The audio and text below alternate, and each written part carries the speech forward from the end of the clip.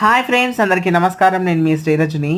అయితే ఫ్రెండ్స్, మన తెలంగాణలో అయితే కల్లు గుడాలంటే ఎంత ఫేమస్ మీ అందరూ తెలిసిందే కదా.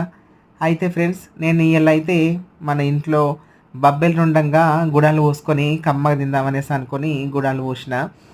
చూడుర్రి, మంచిగా పచ్చిమిరపకాయలు మంచిగా దట్టిచ్చేసి కొంచెం కారపొడి వేసి మంచిగా పోసి పెట్టి గుడాలు పోసిన.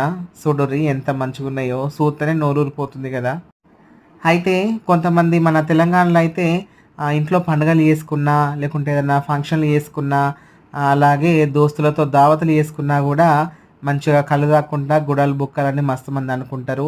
ఇంకా కల్లుంటయితే గుడాలు ఖచ్చితంగా కావాలనేసి అనుకుంటారన్నట్టు.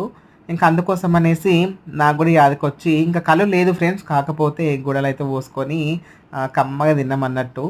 ఇంకా ఈ తెలంగాణ గుడాలంటే ఎవరెవరికి ఇష్టమో నాకు కామెంట్ చేయర్రి ఫ్రెండ్స్. మరిన్ని వీడియోస్ కోసం